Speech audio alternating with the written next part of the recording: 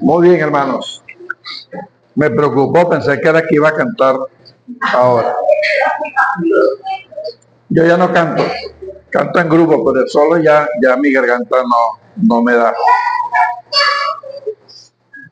Quiero en primer lugar expresar un saludo a todas las personas que están aquí presentes y también a aquellas que nos van a ver y a visitar por las redes sociales.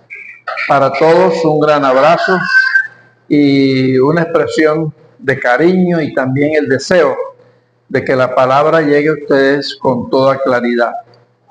Siempre me gusta y he aprendido a decirlo, Señor, escóndeme detrás de tu cruz, o depongo todos mis conocimientos para que tú dirijas esta reflexión y pueda llegar a nosotros de acuerdo a nuestras necesidades, de acuerdo a su propósito.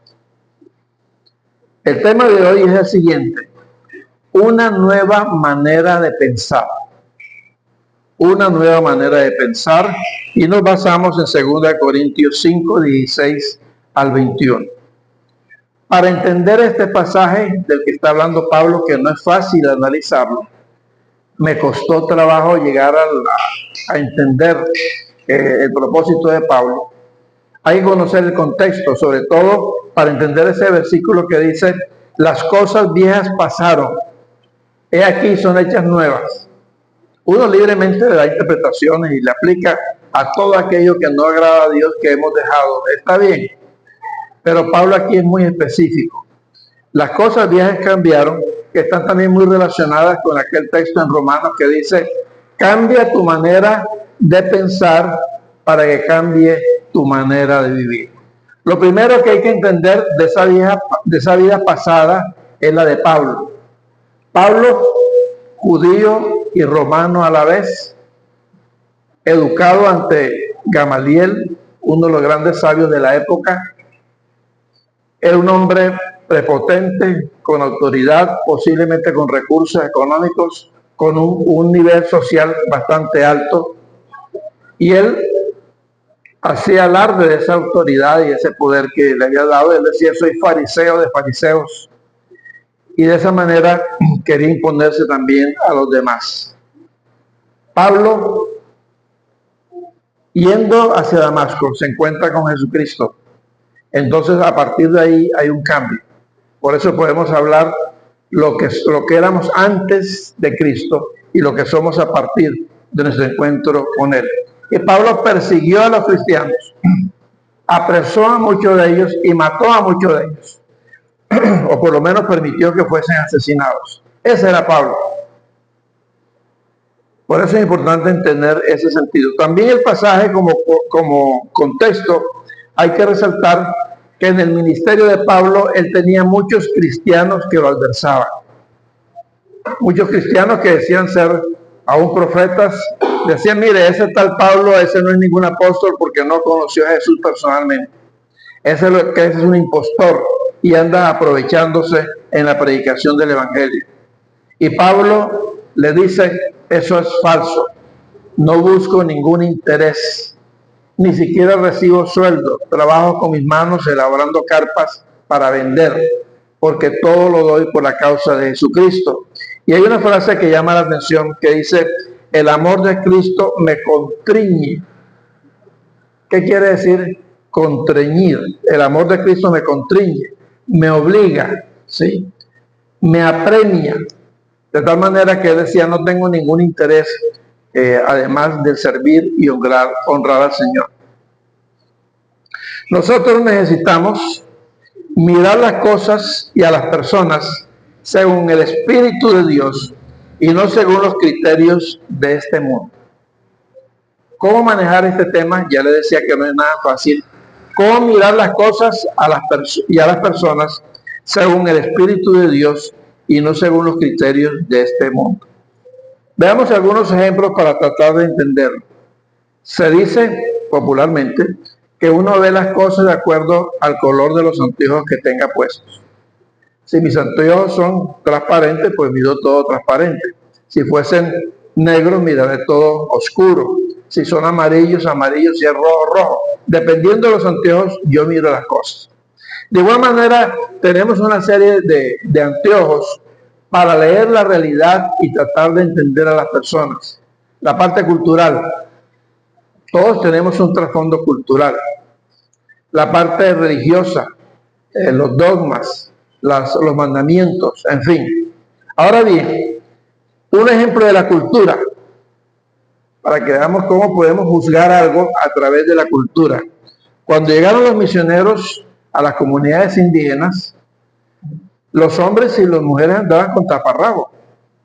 Para ellos culturalmente eso era normal, o es normal.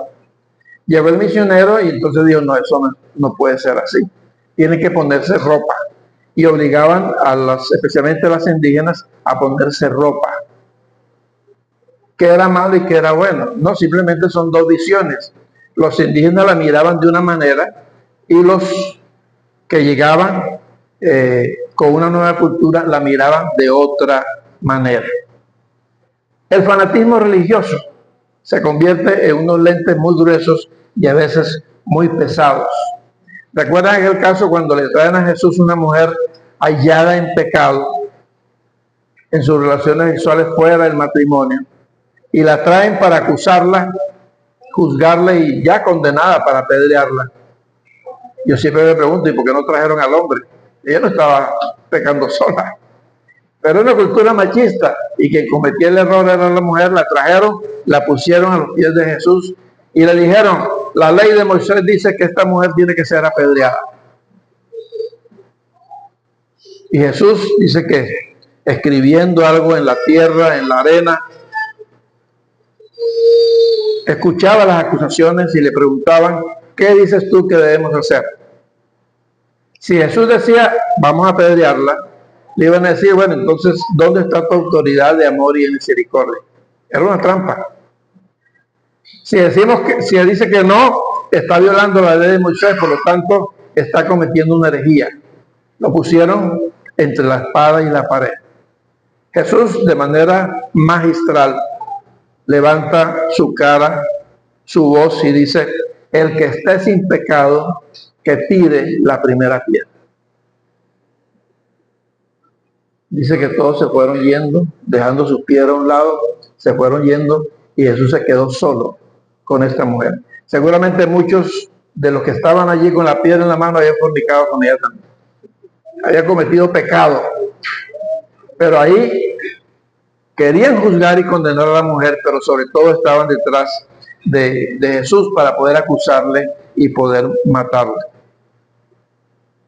Allí Jesús cambia la visión y responde de una manera especial, rompiendo con los esquemas culturales religiosos de ese momento. A veces juzgamos por apariencia física. Alguien decía una vez que cuando llega una persona nueva, nosotros lo pasamos por un escáner. Y sin haber pasado una sola palabra con esa persona, la juzgamos. Ese es un orgulloso, es un pedante, es una persona así, es sospechosa.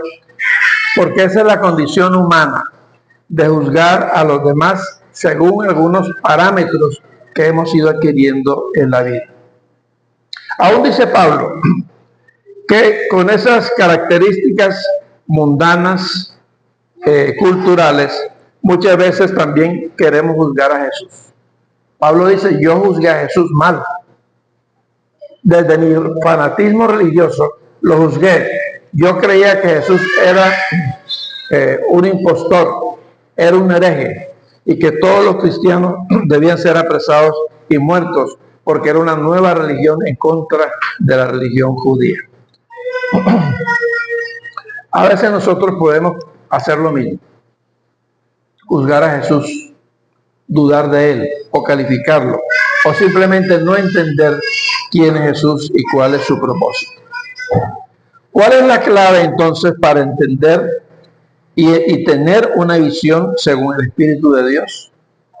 ¿Cómo lograr un grado de madurez espiritual de tal manera que podamos ver ya ahora con un nuevo anteojo, que sería el Espíritu de Dios que orienta nuestras vidas? Lo primero que hay que entender es que para lograr esa madurez espiritual se requiere que sea Dios obrando por medio de Jesucristo en nuestras vidas. No es un mérito personal, es Dios obrando por medio de Jesucristo en nuestras vidas, no es nuestro mérito. En segundo lugar, se logra a través de la unidad con Cristo. Pablo, camino a Damasco, se encuentra con Jesús. Recuerdan que Jesús le pregunta: Saulo, Saulo, ¿a quién persigues? ¿Quién eres, Señor? Dice: tú eres Saulo, a quien tú persigues, y es dura cosa te dar cosas contra el aguijón. Y Pablo, a partir de ese momento, hubo un cambio radical, que después de varios días de ayuno y oración, logra esa visión, cae en escamas de sus ojos y puede salir a predicarlo, anunciando que Jesús era el Hijo de Dios. Fíjense el cambio radical en la visión de Pablo. Pablo ahora entiende que el amor de Cristo nos constriñe y nos transforma y nos permite ver las cosas de una manera diferente. Es necesaria la reconciliación con Dios por medio de Jesucristo, o como el mismo Pablo lo llama, andar en el Espíritu. Cuando Pablo dice que todos debemos andar con el Espíritu, en cierta manera está diciendo porque podamos pensar como Cristo, que podamos tener la mentalidad de Jesucristo para ver y juzgar las cosas y las personas. Por eso dice: las cosas viejas pasaron, todas son hechas nuevas. Las cosas viejas pasaron, ahora las miro y las entiendo y las analizo de una manera diferente. Ese es el punto central de este pasaje y de esta reflexión. Pensar y ver las cosas, las personas y al mismo Cristo de una manera diferente. Se requiere entonces lo que ha salido otra vez a la palestra a nivel mundial, lo que es el pensamiento crítico, que no es nuevo. Eso ya lo hablaban los filósofos en Grecia, Platón, Sócrates, hablaban de la importancia de tener un pensamiento crítico para poder ver las cosas diferentes. Entonces, si nos llenamos del Espíritu del Señor, si permitimos ver con los anteojos, con los nuevos anteojos, y logramos un pensamiento crítico, las cosas van a ser diferentes. ¿Qué es un pensamiento crítico? Un pensamiento crítico es la capacidad de analizar y evaluar la consistencia de un razonamiento. Repito, pensamiento crítico es tener la capacidad de analizar y evaluar la consistencia de un razonamiento.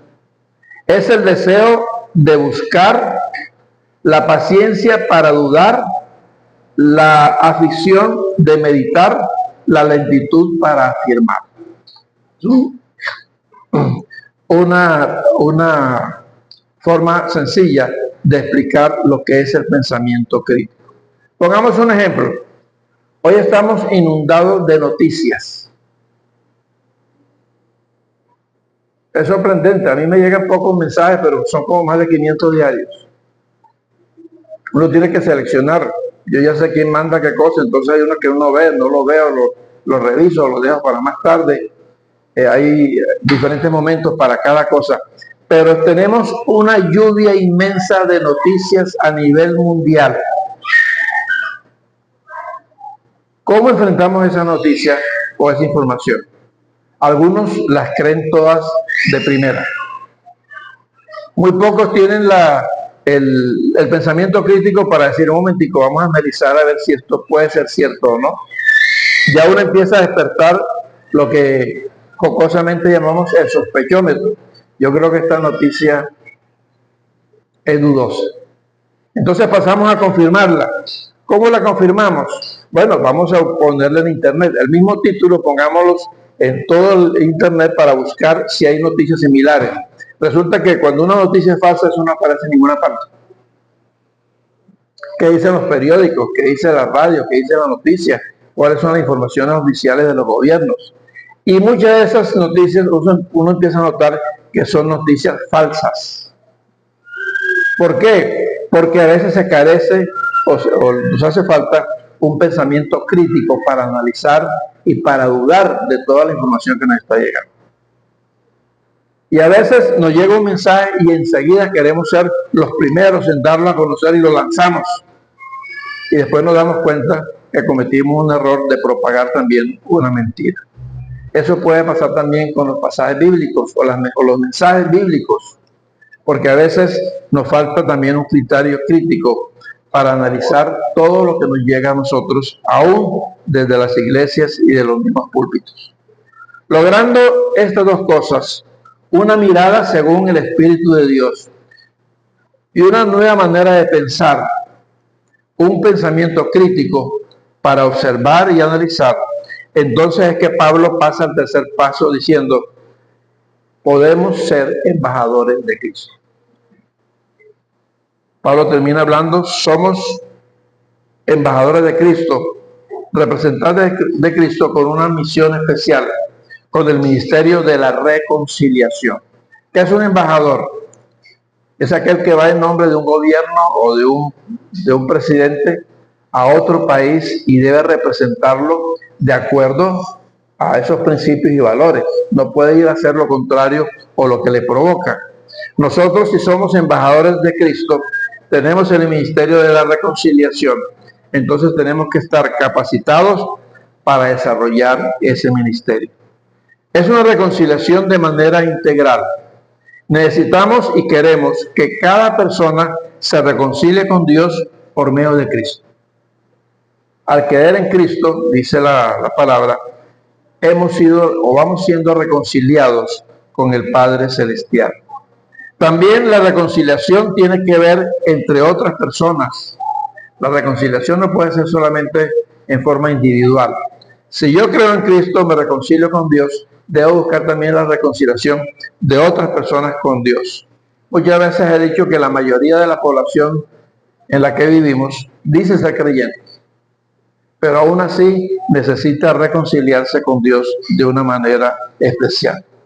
Si nos reconciliamos nosotros con Dios, si buscamos la reconciliación de otras personas con Dios, estaremos buscando la reconciliación del mundo y también de este mundo y de esta humanidad con la naturaleza. Porque recuerden que nuestra máxima meta, ¿cuál es? El reino de Dios. El propósito es el reino de Dios. Entonces, repito, reconciliados nosotros con Dios al creer en Jesucristo. Yo creo que aquí, gracias a Dios, todos hemos confesado nuestra fe en Cristo. Pero necesitamos ser embajadores para trabajar y buscar que otros se reconcilien con Dios. Que conozcan a Jesucristo y puedan tener un encuentro personal con Cristo.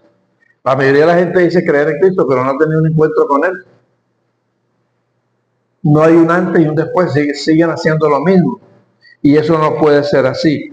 Queremos que toda persona se reconcilie con Dios a través de Jesucristo y en esta reconciliación integral llevar a un nuevo mundo, a una nueva naturaleza, por lo tanto, al reino de Dios.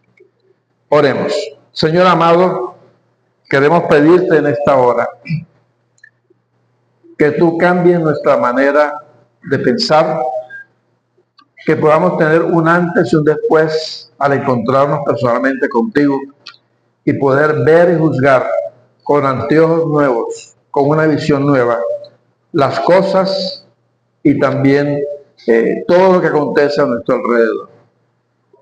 Tú no quieres que seamos ignorantes de la realidad, pero quieres que tengamos una palabra viva y eficaz para transformar las cosas. Quédate con nosotros, lo pedimos en Cristo Jesús. Amén.